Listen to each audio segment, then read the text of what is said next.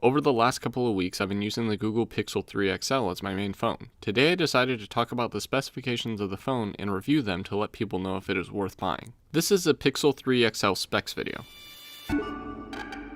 Hello everybody, my name is Matt and this is Real World Review. What I'm going to do is go over the specs of the phone, and at the end I will score the phone based on my personal experiences as a user and cell phone repairman. If you have any questions, leave them in the comment section or on Twitter at MattofRWR.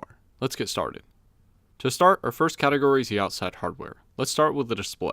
The display is a 6.3-inch notched OLED screen with a resolution of 1440 by 2960, totaling 523 pixels per inch.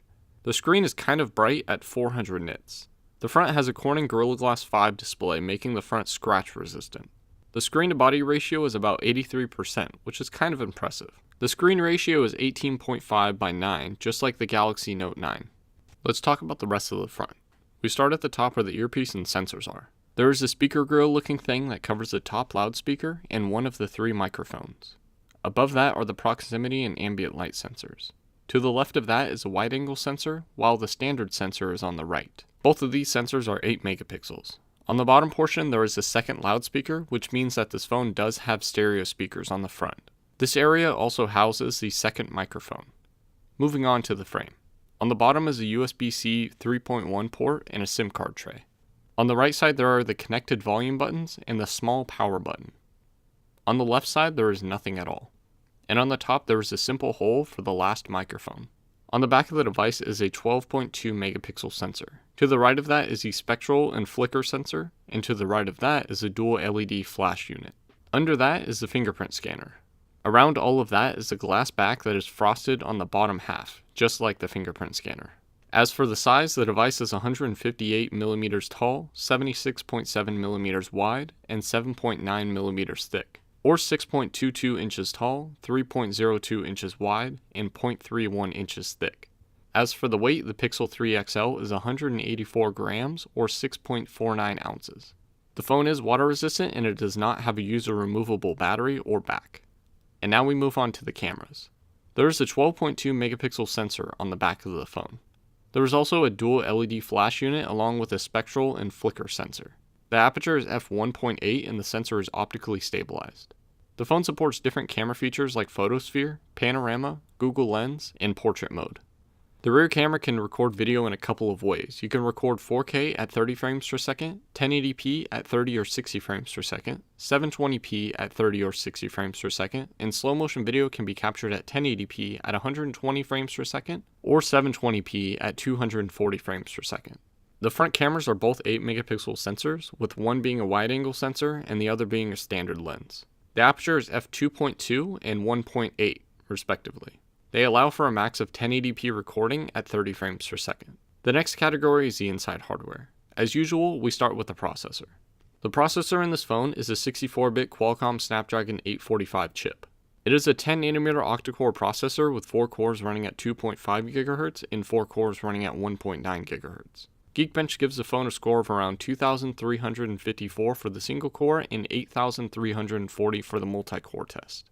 The GPU is an Adreno 630 that runs at 710 MHz. When testing the GPU, Geekbench gives a score of about 13,430.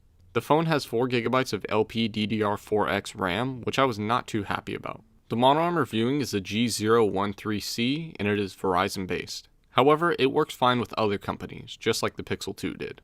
The phone supports 1G, 2G, 3G, and 4G, assuming that the market you're in still supports those, along with LTE bands 1, 2, 3, 4, 5, 7, 8, 12, 13, 17, 18, 19, 20, 25, 26, 28, 29, 32, 38, 39, 40, 41, 42, 46, 66, and 71.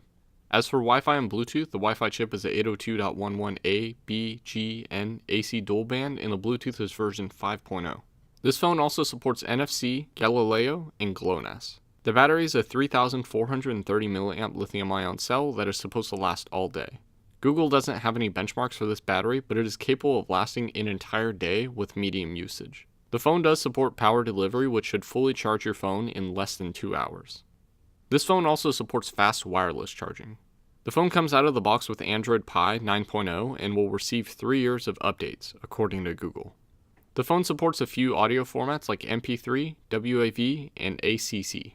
As for video playback, the phone supports a few formats like MP4 and H.264. Now that we have gone over the specs of the phone, it's time to give this phone a score. Note that this phone comes with 64GB and can be purchased new for $899. It can also be purchased in the 128GB format. It should also be noted that this phone is a month old and most people will want to buy this phone new, and the scoring does account for that. Let's start with the frame. The phone is made out of glass and metal. The front is glass as well as the back of the phone. The screen has a notch cut out of it for the cameras and the earpiece setup, but that's okay. This is because the bottom of the screen has a second front-facing speaker. There is a little secondary frame that the screen sits on, and under that is a shiny aluminum bezel. As for the frame itself, it does move a little bit when bending, but overall it's a solid design. Behind that is the all-glass back. The interesting thing is that the Pixel design continues, even with the glass back. Most of it has a frosted section with the corners rounded to resemble the past Pixel devices. The interesting thing is that the fingerprint scanner is also frosted. Maybe Essential should ask Google how they did that. The camera sensor does protrude, but should break just as often as a Pixel 2 camera lens does, which isn't that common. This is a very large phone, and obviously it's really similar to the Pixel 2 XL. The screen itself has an 18.5:9 ratio, just like other Samsung Galaxy phones. The power button and the volume buttons are placed appropriately on the right side of the phone and aren't difficult to push at all. Overall, I would say even with the frosted back, this phone is very slippery. I would highly recommend a case or a skin of some sort at the least. Speaking of the frame, the phone does have active edges, which are activated very easily when you're trying to hold on to this phone. You can also activate it by adding some pressure onto the screen, whether the phone is in your hands or on a table. It's a little weird. All it does is activate the Google Assistant and silences noises when they happen. As for the fingerprint scanner, this seems to be the perfect place given the size of the phone. I love the design of the Pixel 2 XL, and this year's Pixel isn't that bad, but the notch is killer. It didn't really affect my day-to-day usage, but it was just placed awkwardly. I don't really have too many complaints about the exterior of the phone, so I will give the outside hardware an 8.25 out of 10. Next is the screen. The screen is a 6.3-inch notched OLED display at 1440p. Like I said before, the screen has an 18.5:9 ratio, which is what Samsung uses on their Galaxy phones. This shouldn't be much of a surprise because Samsung actually makes this screen. OLED screens to me are what makes the Pixel phones, so I'm happy to see that this type of screen stays. But that notch needs to go. Personally, I would have been fine with the 6-inch screen from the Pixel 2 XL. Or maybe a better implementation of the notch software-wise, but with stock Android, it kind of makes sense why they didn't really do too much with it. I was honestly surprised to see that the screen has a max of 400 nits because it seemed a lot brighter than that, not to mention that Samsung is capable of making much brighter screens than this one. I didn't really have any issues with the brightness though. As for the image itself, it looks amazing as usual. Actually, now that I think about it, the screen is very close to being a perfect screen overall. As for the screen category, I would say that it deserves an 8.5 out of 10. Next is the inside hardware. The Snapdragon 845 processor is still the best that you can get, with talks of the Snapdragon 855 processor brewing. Of course, there's no issue with the performance, given that the OS was made to work perfectly with this processor. The 3430 mAh battery sounds very specific, and it kind of is. It's able to get you through the day, and that's about it. A removable battery would help this phone out, but it isn't a huge issue to me. The dual speaker setup kinda sucks because it sounds like the speaker is already blown. It also sounds kind of muffled, which may be because the top speaker is smaller than the bottom speaker, but still. The Pixel 2 speakers were louder and clearer than the Pixel 3 XL, so I'm a little bit disappointed by this. Like the Pixel 2 XL, the headset jack is still gone, requiring you to use an adapter with a DAC built in, or else the phone will tell you something like this, which could get annoying. The phone comes with 64GB or 128GB built in, and that's it. There's no expansion slots, except for if you count the USB-C port's OTG support. The phone gets warm after a few minutes of usage, which may be concerning for some. The phone is water resistant just like the Pixel 2 XL. What the Pixel 3 XL has and the Pixel 2 XL doesn't have is a bigger glass back along with wireless charging. Yes, that includes fast wireless charging. The RAM solution is weird with 4GB of RAM. There were many times where the background apps would close after not being used for a couple of minutes. Sure, the apps take very little time to open up, but the point is that they close rather than staying open, so maybe Google should add more RAM on their next phone. Overall, this phone gets a 7.75 out of 10 for the inside hardware. Next is the camera. Of course, you're thinking that the cameras on the Pixel 3 XL are going to be amazing, and I'm here to tell you that that is absolutely true. HDR can be toggled off, but it seems to capture the images properly and gives you some amazing shots. Really, there are many software features that make this camera shine, but some of them aren't that useful. The super res zoom is alright.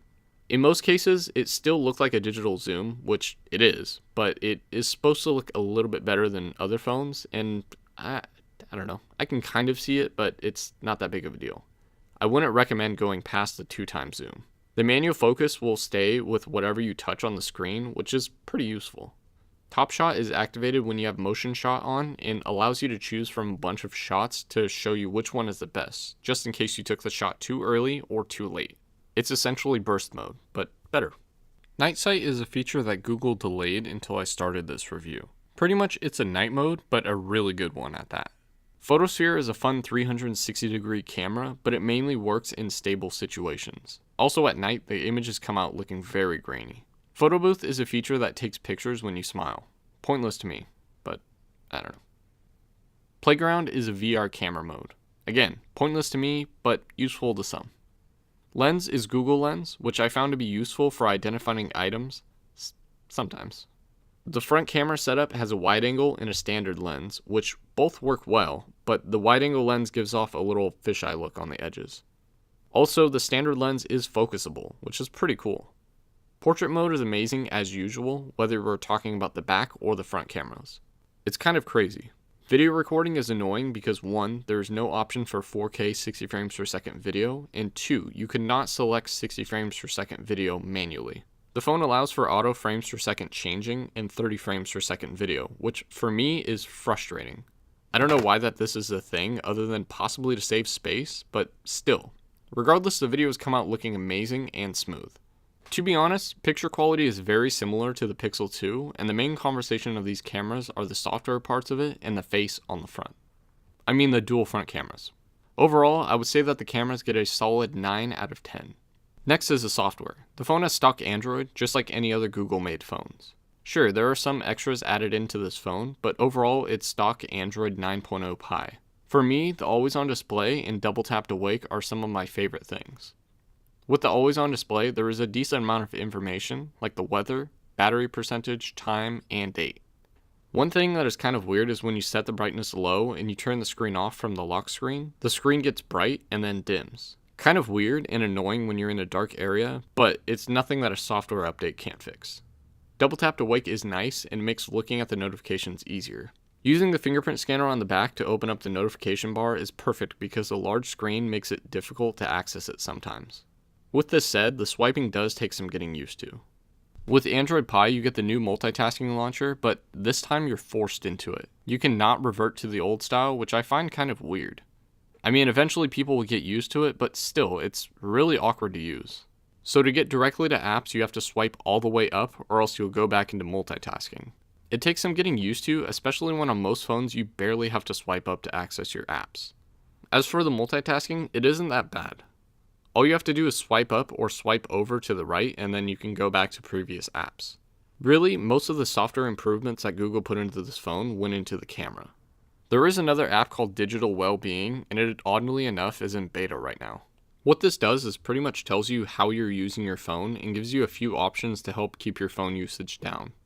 I guess. I really don't know why Google put this in here other than to follow what Apple did with screen time, but I mean, I guess it's kind of cool. It gives you options like setting timers for apps to let you know how long you've been using that app, along with showing how many notifications you received from that app that day. There is a wind down feature which activates Do Not Disturb along with a grayscale for however long you want it to be set. I believe that this feature is supposed to trigger you into realizing what time it is, but either way, I left this feature off. Another thing is the improvement to the Google Assistant, but I'll talk about that in the basics video. The software never gets put into the scoring, but it will get a decent 9 out of 10. The last score is the future-proofing score. The phone is new, so it's hard to say how well this phone will hold up moving forward, but so far it's not looking that good. There have been some complaints about the screen showing a pink line, which makes sense because Samsung does make this screen. Still, this isn't a good thing. The phone has fast wireless charging, water resistance, and a solid build, but the battery is not removable. The battery lasts throughout the day, sure, but the only issue is whether or not the battery will hold up in the future. The speaker system is kind of weak and will get worse over time, but maybe that'll force you to use the headset jack more often. Oh yeah, that's right, you have to make sure that you keep the adapter with you if you do plan on doing this. Speaking of that port, it's a USB-C 3.1 port, which makes it perfect for the future. I wish Google would put a newer processor in this phone like they did with the original Pixel, but the Snapdragon 845 in this phone works perfectly. The 4GB of RAM, however, isn't anything crazy. With this said, it can be easy for Google to optimize newer software to work better with lower RAM phones. The single camera setup is nice, but it does lack a rear wide angle or telephoto lens. It's not needed, but with all these new phones coming out with a bunch of sensors, you would think that Google would add another sensor to the back. Instead, they added a wide angle lens to the front. Oh well. Overall, I would say that this phone is future-proof and gets an 8.25 out of 10. Add up the scores and the phone gets a 41.75 out of 50, or 83.5%. I love these Pixel phones, especially the XL ones. Sure, the notch is killer, but it's easy to get used to. The price is kind of steep, especially considering that this phone lacks a 256GB or higher version, but it is cheaper than the iPhone XS Max. The front speakers aren't as good as I would like them to be, but I guess you can't always get the perfect phone. And that's it. Let me know what else you want me to review in the comment section below or on Twitter at MattofRWR. And I have a question for you. Should we move toward bigger notches or smaller notches? Let me know, and feel free to follow me on the social media listed above. Also subscribe to my channel so you can see the basics video, and click that bell button so YouTube will actually let you know when that video does come out. Thanks for watching.